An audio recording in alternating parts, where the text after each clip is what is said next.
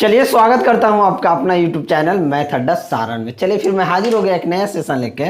आज थंबनेल से तो आपको पता चल ही गया होगा कि एसके झा सर का ग्रुप डी का वॉल्यूम 2 का मैथ का प्रैक्टिस सेट 2 करने वाले हैं। क्या करने वाले हैं? वॉल्यूम 2 का मैथ का प्रैक्टिस सेट 2 करने वाले हैं। इसका मैंने प्लेलिस्ट में बना दूंगा, ठीक है। तो चलिए, अगर आप हमारे चैनल पर नए हैं तो चैनल को सब्सक्राइब कर लें और साथ ही साथ बेल आइकन को प्रेस कर लें ताकि हम कोई भी वीडियो अपलोड करें उसका सीधा नोटिफिकेशन आप तक मिलता रहे। और अभी तक आप टेलीग्राम चैनल से नहीं जुड़े हैं तो लिंक आपको डिस्क्रिप्शन में मिल जाएगा। आप हमारे टेलीग्राम चैनल से जुड़ जाइए। तो बिना टाइम वेस्ट के क्लास को हम शुरू करते हैं। बिल्कुल स्किप मत कीजिए, बिल्कुल अंत तक आप देखिएगा। चलिए, आज का पहला क्वेश्चन देखते हैं। Question number 46। क्वेश्चन नंबर 46 क्या कहता है कि दो संख्याओं का लघुत्तम समापवर्तक 4800 है तथा महत्तम समापवर्तक 160 है। यदि इनमें से एक संख्या 960 है तो दूसरी संख्या क्या होगी? आपको देखिए क्वेश्चन में क्या दिया है, एलसीएम दिया हुआ है 4800, आपको एचसीएफ गिवन है 160। 160 क्या है? एचसीएफ है। अगर एक संख्या 960 है तो दूसरी संख्या क्या होगी? देखिए इस तरह का प्रश्न रेलवे एनटीपीसी में भी पूछे गए और ग्रुप डी में भी पूछे जाएंगे। आपको कम से कम हर शिफ्ट में एक क्वेश्चन मिल जाना चाहिए इस तरह का, क्योंकि एलसीएम एचसीएफ से ऐसा क्वेश्चन एक पूछता है। इसका सिंपल सा फॉर्मूला है कि एलसीएम गुना एचसीएफ बराबर पहली संख्या गुना दूसरी संख्या। यही फॉर्मूला है, एलसीएम गुना एचसीएफ बराबर पहली संख्या गुना दूसरी संख्या। अब एलसीएम कितना है? 4800 हमारा एलसीएम है। एचसीएफ कितना है? 160 है। और पहली संख्या कितना है? 960 है। तो दूसरी संख्या हमको निकालना है। अब देखिए 16 छक 96, ये 6 बार में कट गया, 6 से ये कट जाएगा 48 कितना बार में? 8 बार में। तो ये कितना हो जाएगा? 800। यानी कि दूसरी संख्या क्या हो जाएगी? 800 हो जाएगी। तो 800 हो जाएगी तो हमारा आंसर यही हो जाएगा। तो ऑप्शन बी क्या हो जाएगा? आपका सही आंसर हो जाएगा। बस यही करना है। और ये चीज़ आपको याद रखना है। क्या याद रखना है? कि एलसीएम गुना एचसीएफ बराबर पहली संख्या गुना दूसरी संख्या। इसलिए 4 चीज़ है। यहाँ आपको 3 चीज़ हर क्वेश्चन में गिवन रहेगा। 3 चीज़ हर क्वेश्चन में आपको गिवन रहेगा।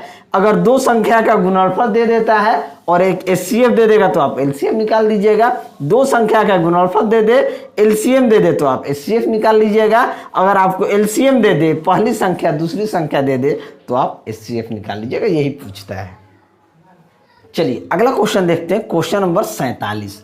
क्वेश्चन नंबर 47 क्या कहता है कि एक रॉकेट एक लंब वृत्ताकार बेलन जिसके नीचे का सिरा बंद है के आकार का है, जिसके ऊपर उसी आधार व्यास वाला एक शंकु लगाया गया है। बेलन का अर्ध व्यास, यानी अर्ध व्यास क्या होता है? आधा व्यास, यानी उसको त्रिज्या कह सकते हैं, 2.5 मीटर है तथा इसकी ऊंचाई 21 मीटर है तथा शंकु की तिर्यक ऊंचाई जो दिया गया है वो 8 मीटर है। तो रॉकेट का संपूर्ण पृष्ठ क्या होगा? रॉकेट का संपूर्ण पृष्ठ क्या होगा? देखिए एक इस तरीके से रॉकेट है, ये रॉकेट है, थोड़ा सा समझिएगा, समझने के लिए बना रहे हैं, ठीक है। और ये जो शंकु का आधार है और इस बेलन का आधार को 1 समझिएगा, ठीक है। क्या समझिएगा? 1। अब देखिए ये जो त्रिज्या दिया गया है, ये जो त्रिज्या मान लीजिए ये त्रिज्या जो दिया गया 2.5 मीटर दिया गया है। 2.5 मीटर यानी कि 2 दूना 4 1 5/2 मीटर। शंकु की ऊंचाई जो दिया गया है वो कितना दिया? 21 मीटर। यानी इसका जो ऊंचाई कितना दिया गया है? इसकी ऊंचाई 21 मीटर है। और कह रहा है कि शंकु का जो तिर्यक ऊंचाई है यानी कि एल कितना है? 8 मीटर दिया गया। क्वेश्चन में यही दिया गया। अब हमसे कह रहा है कि रॉकेट का संपूर्ण पृष्ठ क्या होगा। अब देखिए रॉकेट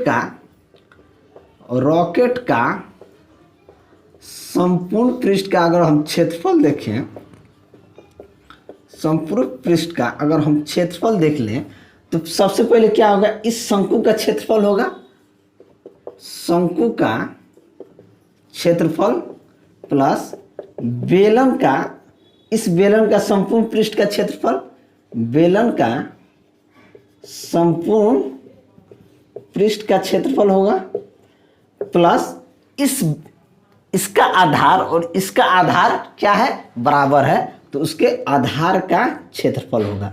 यानी इन आधार का क्षेत्रफल, इन तीनों को जोड़ के जो वैल्यू आएगा वही हमसे पूछ रहा है।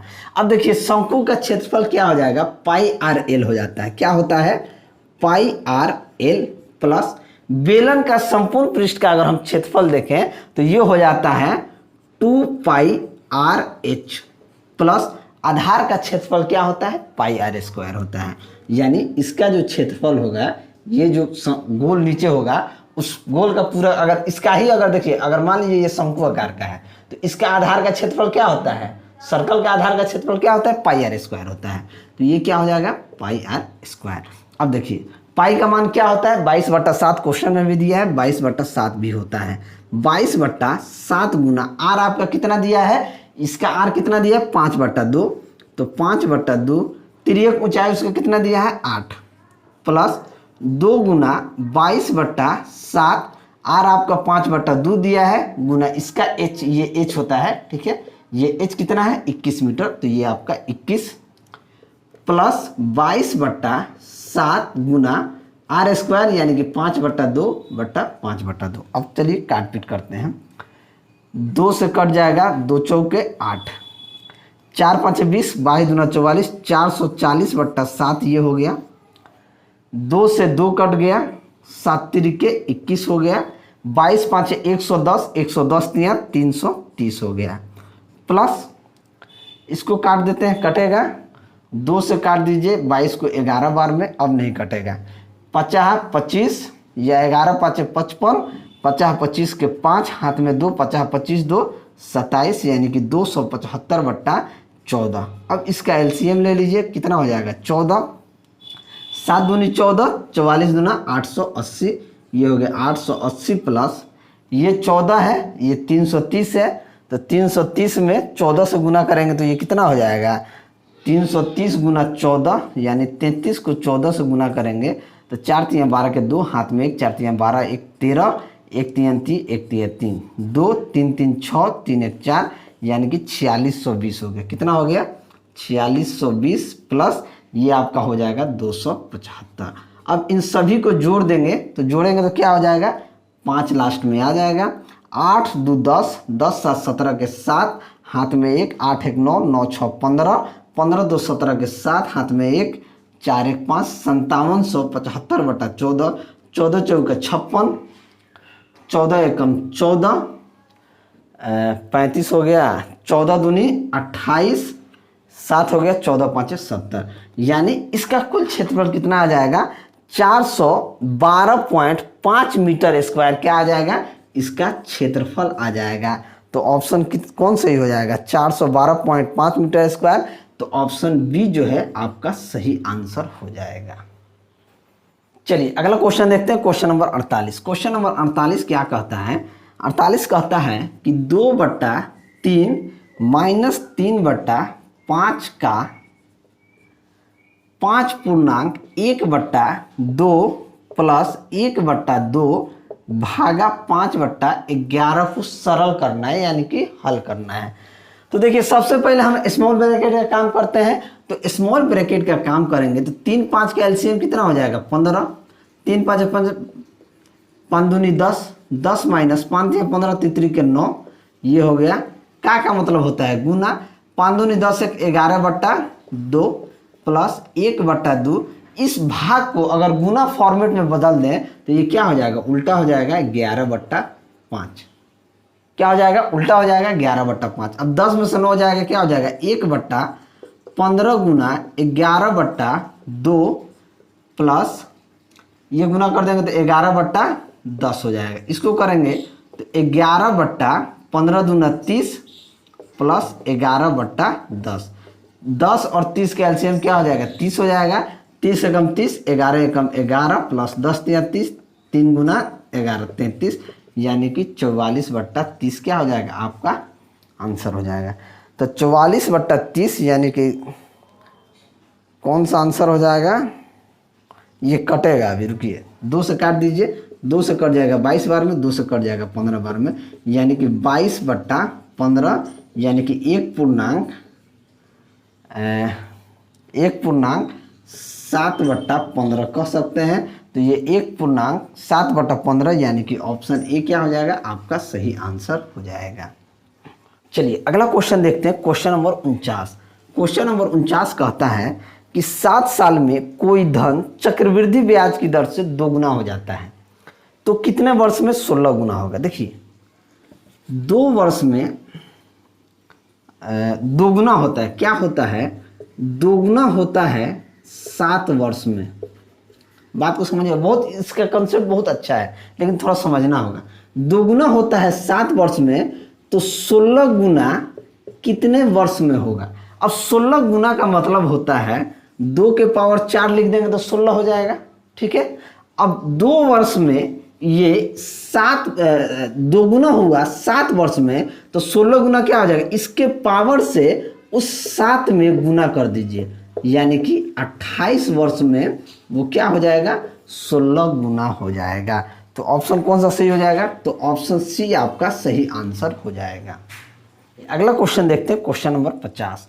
क्वेश्चन नंबर 50 कहता है कि निम्नलिखित में से कौन सी संख्या अपरिमेय है। देखिए अपरिमेय अगर इस तरीके से जो रूट से बाहर आ जाए, जो रूट से बाहर आ जाए वो परिमेय संख्या होगा, और जो रूट ही में रह जाए यानी रूट से बाहर ना आए वो अपरिमेय संख्या होगा। ऑप्शन ए देखिए, ऑप्शन ए अंडर रूट, यहाँ 6 है 40 96, option B 8 40 96, option C cube 40 96, और ऑप्शन डी यहाँ 4 है 40 96, सबका एक है। बात को समझिएगा। देखिए हम जानते हैं कि 16 का क्यूब, जो 16 का क्यूब होता है वो 4096 होता है, तो ये क्या हो जाएगा, ये 16 हो जाएगा, ये परिमेय संख्या है। अब 16 ये आपका 8 को 4 बार में गुना कीजिएगा तो यहाँ से 8 निकल के आएगा, तो ये परिमेय संख्या है। इसको देखिए, यानी कि यहाँ से क्या निकल के आ जा रहा है बाहर, 4 निकल के बाहर आएगा। जब इसको निकालिएगा यानी 4 6 होगा, 4 6 में 1 6 बाहर आएगा, यहाँ 3 16 में 1 16 बाहर आएगा, यहाँ 4 8 में 1 8 बाहर आएगा, यहाँ 8 8 में ये बाहर नहीं आ रहा, ये बाहर नहीं आ रहा है, तो अपरिमेय संख्या कौन हो जाएगा, अपरिमेय संख्या यही हो जाएगा। तो ऑप्शन बी क्या हो जाएगा, आपका अपरिमेय संख्या हो जाएगा। चलिए अगला क्वेश्चन देखते हैं, क्वेश्चन नंबर 51। क्वेश्चन नंबर 51 कहता है कि किसी संख्या को 56 से भाग देने पर शेषफल 27 प्राप्त होता है। मान लीजिए संख्या x है, अगर x को 56 से भाग दिया जाता है तो शेषफल 27 प्राप्त होता है। क्या प्राप्त होता है, 27 प्राप्त होता है। तो अगर हम x का मान पूछें तो आप कहिएगा 56 अब प्लस 27, यही x का मान हो जाएगा 7 6 13 के 3 हाथ में 1, 5 1 6 2 8, यानी कि ये क्या हो जाएगा, 83 हो जाएगा। अब हमसे पूछा गया है कि अगर उसी संख्या को 8 से भाग दिया जाए तो शेषफल कितना आ जाएगा। अब देखिए 83 को अगर हम 8 से भाग देंगे तो 8 दहा 80 हो गया, यानी कि शेषफल कितना आ जाएगा, 3 आ जाएगा, यानी कि शेषफल क्या आ जाएगा, 3 आ जाएगा। तो ऑप्शन सी क्या हो जाएगा, आपका सही आंसर हो जाएगा। चलिए अगला क्वेश्चन देखते हैं, क्वेश्चन नंबर 52। क्वेश्चन नंबर 52 कहता है कि एक छात्र को किसी परीक्षा में उत्तीर्ण होने के लिए 40% अंकों की जरूरत थी, वह 45 अंक प्राप्त करता है और 45 अंकों से फेल हो जाता है, तो परीक्षा में कुल कितने अंक थे।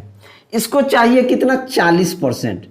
40% पास होने के लिए इसको चाहिए था, यानी ये 45 नंबर लेके आता है और 45 नंबर से फेल हो जाता है। बात को समझिएगा, यानी कि 40% का जो वैल्यू है वो 90 मार्क्स के बराबर है। बात को समझिएगा। तो कुल मार्क्स हमसे पूछा है, तो परीक्षा में कुल कितने अंक थे, टोटल परसेंट। अब देखिए 40% का वैल्यू 90 नंबर है, तो 1% का वैल्यू कितना हो जाएगा, 90/40 हो जाएगा। तो टोटल कितना होता है, 100% ना होता है, तो 100% का वैल्यू हो जाएगा 90/40 गुने में 100। 20 दूनी 40, 20 5 100, 2 से कट जाएगा ये 45 बार में, 50 है 25 के 5, हाथ में 2, 5 के 20 और 2 22, यानी कि 225 नंबर का टोटल वो परीक्षा हुआ था। ठीक है, तो ऑप्शन कौन सही हो जाएगा? तो ऑप्शन डी जो होगा ये आपका सही आंसर हो जाएगा। वीडियो अगर आपको अच्छा लगे तो वीडियो को लाइक जरूर कीजिए, दोस्तों में शेयर जरूर करें। चलिए अगला क्वेश्चन देखते हैं, क्वेश्चन नंबर 53।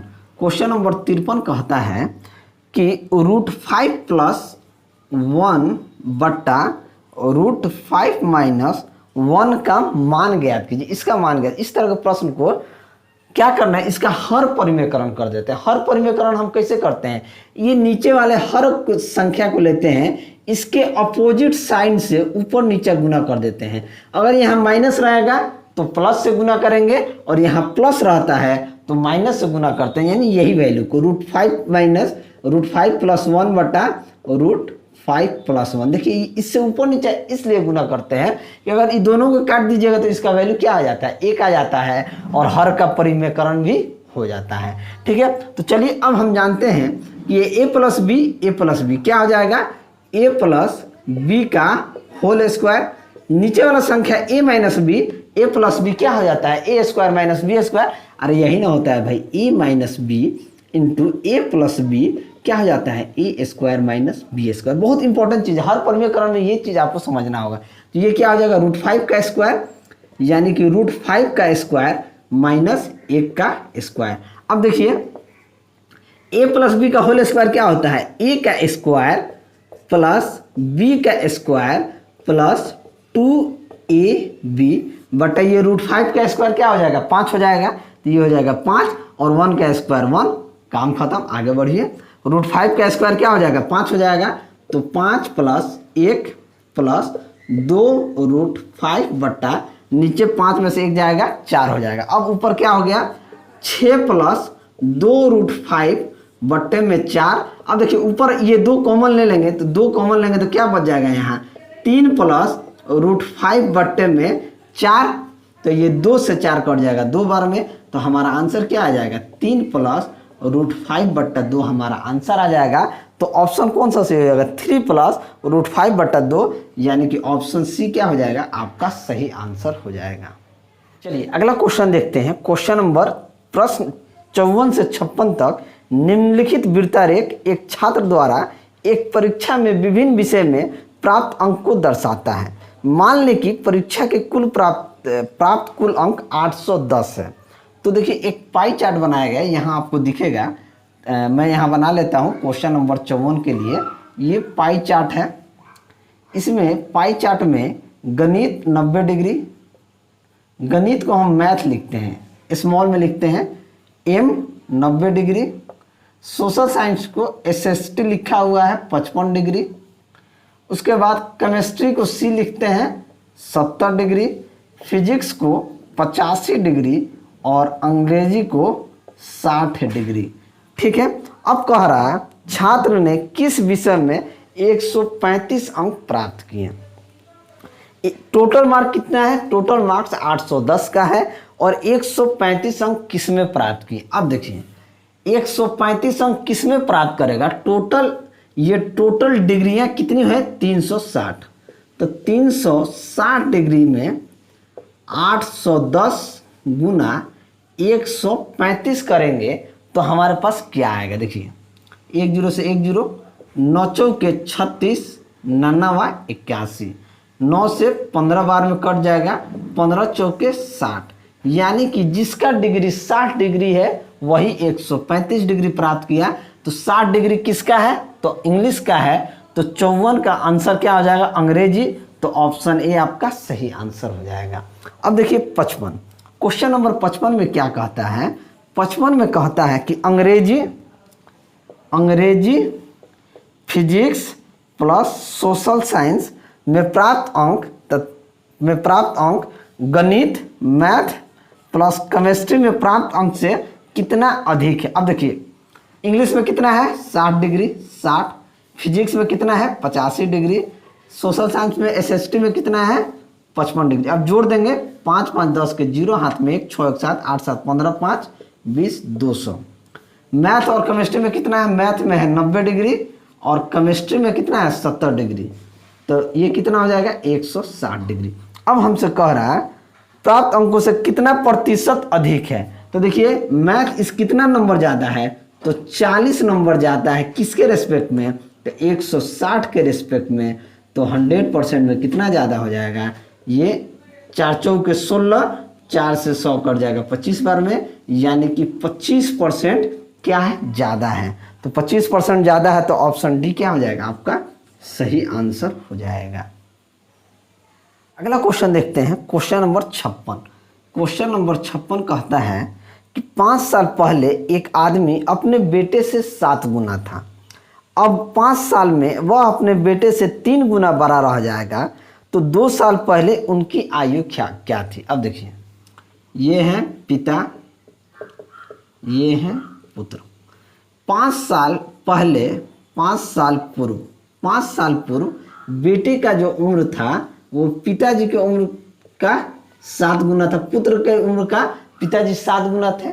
5 साल बाद ये उम्र क्या हो जाता है, ये उम्र हो जाता है पुत्र के उम्र का 3 गुना, यानी कि ये अगर 1 साल का होगा तो ये कितना का हो जाएगा, 3 साल का हो जाएगा। अब देखिए इसका पिता और पुत्र का उम्र कितना का अंतर है, 2 का, और यहाँ पे कितने का अंतर है, 6 का। तो इसको हमको बराबर करने के लिए ऊपर वाला में 2 से गुना कर देंगे और नीचे वाला में 6 से गुना कर देंगे, तो हमारे पास इक्वेशन क्या मिल जाएगा, 2 सते 14, 2 एकम 2, 36 18, 6 एकम 6। अब देखिए क्या होता है, 5 साल पहले 5 साल बाद, इन दोनों के बीच में जो उम्र होता है, अगर मान लीजिए कि आज 2021 चल रहा है, 5 साल पहले क्या था, तो 2016 था, आज से 5 साल बाद क्या हो जाएगा, तो 2026 हो जाएगा। तो 2016 और 2026 के बीच कितना का डिफरेंस आ रहा, तो 10 साल का डिफरेंस आएगा। कितना का डिफरेंस आएगा, तो 10 साल का यहाँ से डिफरेंस आएगा। 5 साल पहले 5 साल बाद का डिफरेंस होगा वो 10 साल का होगा। अब देखिए लेकिन यहाँ जो अंतर आ रहा है वो 4 का अंतर आ रहा है, यहाँ भी अंतर आ रहा है 4 का, यानी कि 4 साल का अंतर में 10 वर्ष का हो रहा है, तो 1 वर्ष में कितना हो जाएगा, 10/4। अब हमसे पूछा गया है 2 साल पहले का उम्र, 2 साल पूर्व में अगर पिताजी का उम्र हमसे पूछा जाए तो 14 गुना 10/4 प्लस 5 साल पहले और 2 साल पहले, बात को समझिएगा, इसमें कितना का अंतर आ जाएगा, 3 का अंतर आ जाएगा, तो ये +3 कर देंगे। 2 दूनी 4, 2 साते 14, 2 पाँचे 10, 7 पाँचे 35 और 3 38, यानी कि पिताजी का जो उम्र हो जाएगा वो 38 साल हो जाएगा। अगर पुत्र की उम्र देखें, पुत्र की उम्र 5 साल पहले क्या था, 2 साल का था, तो 2 गुने 10/4 प्लस 3 हो जाएगा। 2 दूनी 4, 2 पाँचे 10, 5 प्लस 3 8, यानी कि बेटा कितना उम्र का होगा, 8 वर्ष का। तो पिताजी कितने उम्र के होंगे, 38 वर्ष के, और बेटा कितना होगा, 8 वर्ष का। तो ऑप्शन सी जो होगा ये आपका सही आंसर हो जाएगा। चलिए अगला क्वेश्चन देखते हैं, क्वेश्चन नंबर 57। क्वेश्चन नंबर 57 क्या कहता है, कहता है कि यदि रेखा x बराबर -4 और बिंदु कोई है -1 और 3 का प्रतिबिंब क्या होगा। हमसे क्या पूछ रहा है, प्रतिबिंब क्या होगा। देखिए अगर कोई भी बिंदु, अगर बिंदु दिया हो, मान लीजिए बिंदु XY हो, कोई बिंदु XY दिया हो और x बराबर कोई कांस्टेंट दिया हो, यानी कि स्थिरांक दिया हो। c क्या है, स्थिरांक है, कोई कांस्टेंट है, ठीक है। x बराबर c दिया हो, अगर हमसे प्रतिबिंब पूछता है, अगर हमसे प्रतिबिंब पूछे तो हमको क्या करना है, तो प्रतिबिंब बराबर हो जाता है 2c - x और y जीव का तीव हो जाएगा, क्योंकि यहाँ पे x का वैल्यू दिया गया है, ठीक है।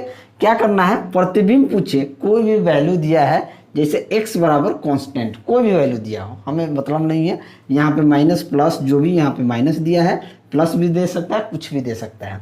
तो हम कैसे निकालेंगे प्रतिबिंब, 2c - x और y जीव का तीव हो जाएगा। तो यहाँ से देखिए 2 गुना c का वैल्यू किया है -4, तो -4 माइनस, और ये x का वैल्यू क्या दिया है, ये x है और ये क्या है, y है। तो इस x का वैल्यू क्या दिया है, -1 और y का वैल्यू क्या दिया है, 3, तो 3 ही रहने देंगे। 2 चौके 8, -8 माइनस माइनस प्लस का 1 और ये 3, तो ये क्या हो जाएगा, -8 प्लस का 1, तो क्या हो जाएगा -7 और 3, यानी कि प्रतिबिंब का जो प्रतिबिंब होगा वो -7 और 3 हो जाएगा। तो -7 और 3 यानी कि ऑप्शन बी जो होगा ये आपका सही आंसर हो जाएगा। चलिए अगला क्वेश्चन देखते हैं, क्वेश्चन नंबर 58। क्वेश्चन नंबर 58 कहता है कि ABCD एक चक्रीय चतुर्भुज है तथा O वृत्त का केंद्र है। यदि कोण COD 140 डिग्री तथा कोण CAB 40 डिग्री है तो कोण DCB ज्ञात कीजिए। अब देखिए चक्रीय चतुर्भुज है, वृत्त के अंदर है, मान लीजिए ये एक वृत्त है, ठीक है, एक चक्रीय चतुर्भुज है,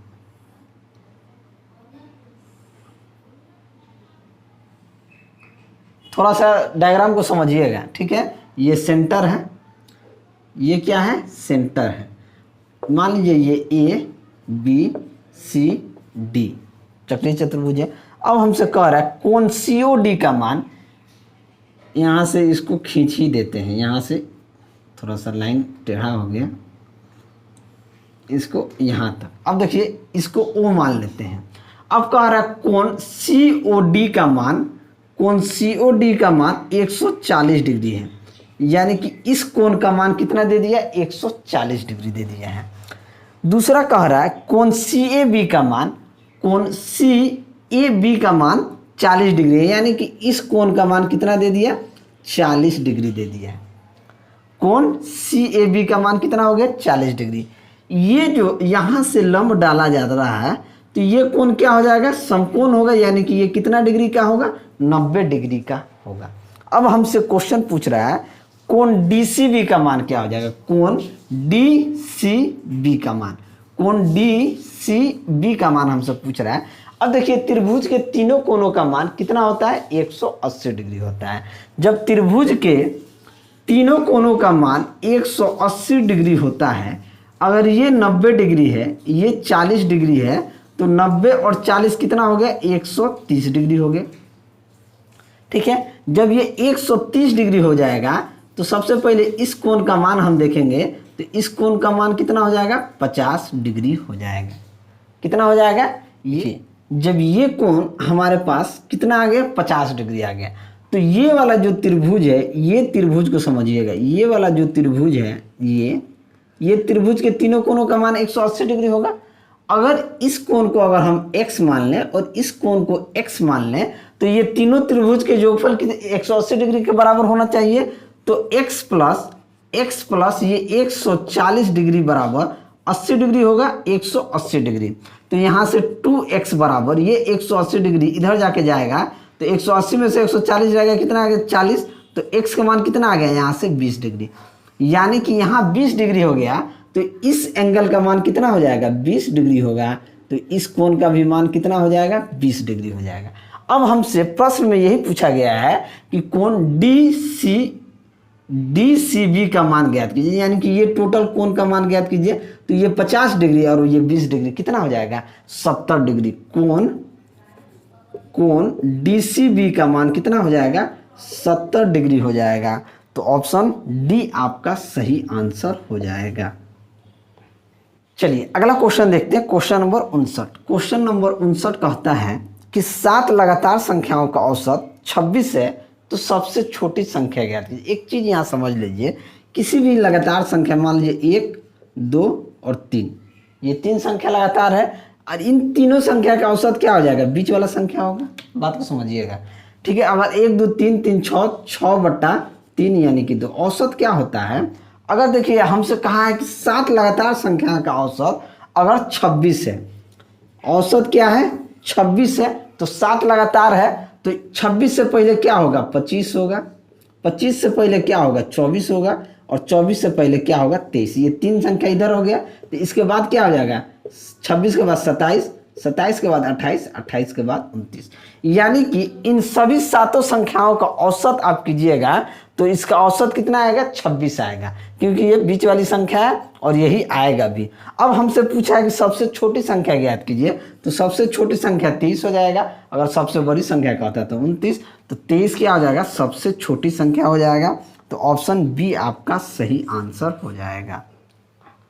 चलिए अगला क्वेश्चन देखते हैं, क्वेश्चन नंबर 60। क्वेश्चन नंबर 60 क्या कहता है कि 5600 रुपया को ए बी सी में इस प्रकार बांटा जाता है कि सी को ए प्लस बी को प्राप्त होने वाले राशि का 4/3 भाग मिला, जबकि ए और बी को मिलने वाले राशि का अनुपात 5:7 है, तो बी को कितनी राशि मिला। टोटल रुपीज़ है कितना, 5600 रुपया है। ठीक है, 5600 रुपया को कह रहा है कि ए प्लस बी का 4/3 भाग सी को मिला। बात को समझिएगा। अब यहाँ से अगर a प्लस बी इस सी को इधर ले लें और इसको उधर भेजें तो कितना आ जाएगा, 3/4 हो जाएगा, यानी a प्लस बी बट्टा सी 3/4 हो गया। लेकिन प्रश्न में कह रहा है a और b को मिलने वाले राशि का जो अनुपात है, a और b को मिलने वाले राशि का जो अनुपात है वो 5:7 है। अब इन दोनों को जोड़ देंगे, a प्लस बी को, तो 12 आना चाहिए, लेकिन यहाँ पे 12 नहीं 3 है। तो a प्लस बी को 12 बनाने के लिए है ऊपर नीचे 4 से गुना कर देंगे तो ये क्या हो जाएगा, 12/16। क्या हो जाएगा, 12/16।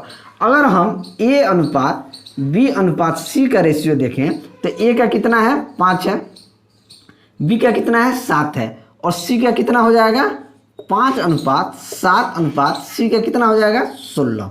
अब देखिए इन सभी का अनुपात कितना है, 7, 5, 12, 16, 28। 28 रेशियो में 5600 रुपया बांटना है, तो एक रेशियो में कितना बांटना होगा, 200 रुपया बांटना होगा। एक रेशियो में कितना बांटना होगा, 200 रुपया। तो हमसे प्रश्न में कह रहा है कि b को कितनी राशि मिलेगी, यानी कि b को कितनी राशि मिलेगी, तो 7 × 200 यानी कि 1400 रुपया b को मिलेगा। तो ऑप्शन बी क्या हो जाएगा, आपका सही आंसर हो जाएगा।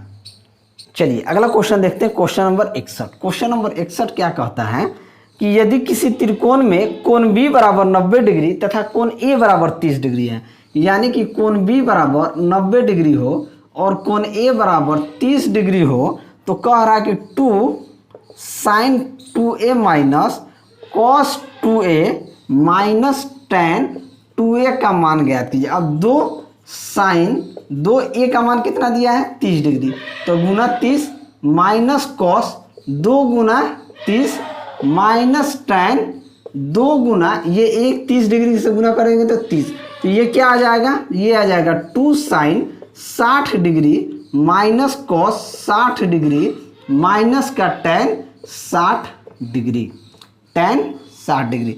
अब देखिए tan 60 डिग्री का मान क्या होता है, √3/2, तो 2 गुना √3/2 माइनस को 60 डिग्री का मान होता है 1/2 माइनस tan 60 डिग्री का मान होता है √3। ये 2 से 2 कट गया तो ये क्या बच जाएगा, √3 माइनस 1/2 माइनस का √3। ये प्लस में है ये माइनस में है तो कट जाएगा, यानी कि आंसर क्या हो जाएगा, माइनस का 1/2, माइनस का 1/2, यानी कि ऑप्शन डी जो है आपका सही आंसर हो जाएगा।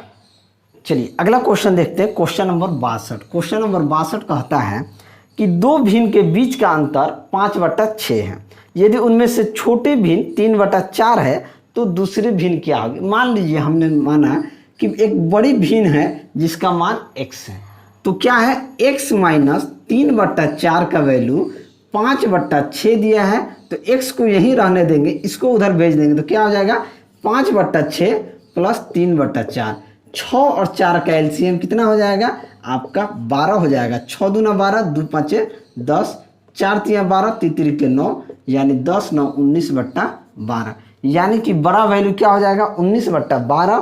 तो ऑप्शन डी क्या हो जाएगा, आपका सही आंसर हो जाएगा। चलिए अगला क्वेश्चन देखते हैं, क्वेश्चन नंबर 63। क्वेश्चन नंबर 63 कहता है कि यदि 7 के पावर 21 प्लस 7 के पावर 22 प्लस 7 के पावर 23 प्लस 7 के पावर 24 को अगर 25 से भाग दिया जाता है तो शेषफल क्या बचेगा, हमसे यही पूछा है। देखिए क्या होता है, ए के पावर m गुना ए के पावर n बराबर क्या होता है, ए के पावर m प्लस n। ये चीज़ आपको समझ में आना चाहिए। यहाँ देखिए अगर 7 के पावर 21 को अगर हम कॉमन ले लें तो अंदर में क्या बचेगा, यहाँ तो 1 बचेगा, यहाँ क्या बचेगा 7 का 7, यहाँ 1 बचेगा और यहाँ 7 बचेगा, यहाँ बचेगा 7 का स्क्वायर बचेगा और यहाँ 7 का क्यूब बचेगा। अगर इसे हम 25 से भाग देते हैं, बात को समझिएगा। अब देखिए ए के पावर m गुना ए के पावर n बराबर होता है ए के पावर n प्लस n। 7 के पावर 21 को 1 से गुना करेंगे तो 7 के पावर 21 आ जाएगा। 7 के पावर 21 यहाँ कुछ नहीं है तो पावर 1, 7 के पावर 21 गुना 7 के पावर 1, 7 के पावर 22 हो जाएगा। ये इस तरीके से होता है, ए के पावर m गुना ए के पावर n बराबर ए के पावर m प्लस n। अब देखिए क्या करते हैं, 7 के पावर 21 को यहाँ रहने देते हैं, ये हो जाएगा 1 प्लस 7 का स्क्वायर हो जाएगा 49 और 7 का क्यूब हो जाएगा 343 बट्टे में क्या 25 से आप भाग देंगे तो ये क्या आ जाएगा, 7 के पावर 21 को यहाँ रहने दीजिए, 8 7 7 1 8 8 9 17 17 3 20 के 0 हाथ में 2 4 2 6 6 4 10 के 0 हाथ में 1 3 1 4 400 बट्टा 25। अब देखिए 400 को अगर आप 25 से काटिएगा तो कट जाएगा, 25 चौका से 4 चौका 16 यानी कि 16 बार में कट जाएगा। तो रिमाइंडर क्या आ जाएगा, यहाँ से रिमाइंडर 0 आएगा, यानी कि शेषफल क्या आ जाएगा, शेषफल आपका 0 आ जाएगा। तो ऑप्शन सी क्या हो जाएगा, आपका सही आंसर हो जाएगा। चलिए अगला क्वेश्चन देखते हैं, क्वेश्चन नंबर 64। क्वेश्चन नंबर 64 क्या कहता है कि 2 पाइप क्रमशः 12 और 20 घंटा में एक टैंक को भर सकते हैं। पाइप एक साथ खोले जाते हैं और यह पाया जाता है कि तल में अस्थायी रिसाव के कारण टंकी को भरने में 30 मिनट अतिरिक्त समय लगता है। यदि ए और बी 5 घंटे के लिए खुलता है और फिर बंद हो जाता है तो रिसाव कितने समय में इसे खाली कर देगा। 2 टैंक है, मान लीजिए ए और बी। ए इसे कितना देर में भरता है तो 12 घंटा में, बी इसे 20 घंटा में भरता है। इन दोनों का एलसीएम लेंगे तो क्या हो जाएगा, 12 20 का एलसीएम कितना हो जाएगा 60। अब यहाँ से अगर ए की अगर हम क्षमता देखें तो ए की क्षमता हो जाएगी 60/12 यानी कि 5 और बी की क्षमता हो जाएगी 60/20 यानी कि 3। अगर ये ए प्लस बी कितने समय में इस टंकी को भर सकता है तो हम कहेंगे 5 3 8 यानी कि 60/8 कितना समय लगेगा, 8 7 56 8 7 56 56 10 में 6 4 0 8 5 40 यानी कि 7.5 घंटा लगा। लेकिन 7.5 घंटा इन दोनों को भरने में लगता है, लेकिन कह रहा है कि एक छेद होने के कारण मान लीजिए एक सी पाइप है जिसे 0.5 घंटा अतिरिक्त लगता है यानी कि 8 घंटा लगता है। बात को समझिएगा, आधा घंटा क्या लगता है अतिरिक्त लगता है। यदि ए और बी को 5 घंटे के लिए खोला जाता है और फिर बंद कर दिया जाता है, अगर मान लीजिए ए और बी को 5 घंटे के लिए खोला जाएगा तो ए और बी की एफिशिएंसी क्या है 5 3 8 तो 8 घंटा में 8 के क्षमता से 5 घंटा में ये कितना लीटर पानी को भरेगा तो 40 लीटर पानी भरेगा, ठीक है। लेकिन एक छेद होने के कारण जिसकी क्षमता 0.5 है, मान लीजिए सी की क्षमता अगर 0.5 है तो ये भी तो 5 घंटा तक चालू होगा। जब ये 5 घंटा तक चालू होगा कितना भरेगा 25 यानी कि 2.25, जिसके कारण कितना लीटर पानी भरेगा तो ये आपका कितना जाएगा 37.75 लीटर ही पानी भरेगा, इतना ही पानी भरेगा। अब हमसे बताइए कि 37.75 लीटर ही पानी इसमें भरा जा रहा है, यानी अगर ए प्लस बी प्लस सी तीनों को खोल दिया जाए तो सी की अगर हमने क्षमता दे दिया कि आधा घंटा 0.5 आवर है, 0.5 का क्षमता अगर हम सी का ले लेते हैं तो अगर ए प्लस बी 8 घंटा में 40 लीटर पानी भरता है, अगर ये सी पाइप 0.5 कह रहा है कि 5 घंटा तक खुला रहता है फिर बंद हो जाता है। ए और बी को बंद कर दिया जाता है तो ये 40 लीटर पानी भर देता है। अगर सी को 5 घंटा तक 0.5 की एफिशिएंसी से अगर छोड़ा जाए तो वो कितना पानी निकाल देगा? 2.25 पानी निकालेगा। अब इतना पानी को रिसाव में कितना समय में खाली करेगा? अब देखिए सी जो पॉइंट है वो 37.75 लीटर पानी को 0.5 के एफिशिएंसी से कितना देर में खाली करेगा? 25 और सॉरी 2.5 है, 2.5 यहाँ 37.5 होगा, 37.5। अब देखिए सी का जो एफिशिएंसी है, अब जब ए और बी बंद हो जाएगा तो खाली कौन करेगा? सी करेगा। अगर सी 0.5 की एफिशिएंसी से 37.5 लीटर पानी ऊपर नीचे 10 से गुना कर देंगे तो ऊपर हो जाएगा 375, नीचे हो जाएगा 5, ये कितना 5 7 35 और 50 25, यानी सी जो है उसे 75 घंटा में खाली करेगा। उसे खाली करने में कितना टाइम लग जाएगा? 75 घंटा लग जाएगा। तो ऑप्शन बी क्या हो जाएगा? आपका सही आंसर हो जाएगा। चलिए अगला क्वेश्चन देखते हैं, क्वेश्चन नंबर 65। क्वेश्चन नंबर 65 क्या कहता है? क्वेश्चन नंबर 65 कहता है क ख की तुलना में दोगुनी गति से चलता है, ठीक है, और ख ग की तुलना में तिगुनी गति से चलता है। यदि ग 1.5 घंटा में जितनी दूरी तय करता है उतनी दूरी क कितने देरी में तय करेगा? देखिए क ख और ये ग 3 है। क जो है ख की तुलना में दुगनी गति से चलता है, यानी क जो ख की तुलना में दुगनी गति से चलता है तो ये दुगनी हो गए। अब कह रहा है ख ग की तुलना में तिगुनी गति से चलता है तो इसका अनुपात क्या हो जाएगा? 3:1। अब जिधर कुछ नहीं रहता है ये उसके बगल में ये बैठा दीजिए, इसके बगल में 3 बैठा दीजिए, इसके बगल में 1 बैठा दीजिए, तो इसका अनुपात क्या हो जाएगा? 2 3 6, 1 3 3, 1 1 1। ये क्या हो जाएगा? गति हो जाएगा। गति के उल्टा क्या होता है? समय होता है। तो समय क्या हो जाएगा? समय अगर हमने देखा जाए तो ये हो जाएगा 1/6, 1/3 और 1/1 मतलब 1। अब ये 6 3 का एलसीएम लेंगे तो क्या हो जाएगा? 6 होगा। एलसीएम क्या हो जाएगा इसका? 6 एलसीएम होगा तो ये अनुपात क्या हो जाएगा? 6 × 6 यानी कि 1:3 दूनी 6 यानी कि 2 और 6 × 6।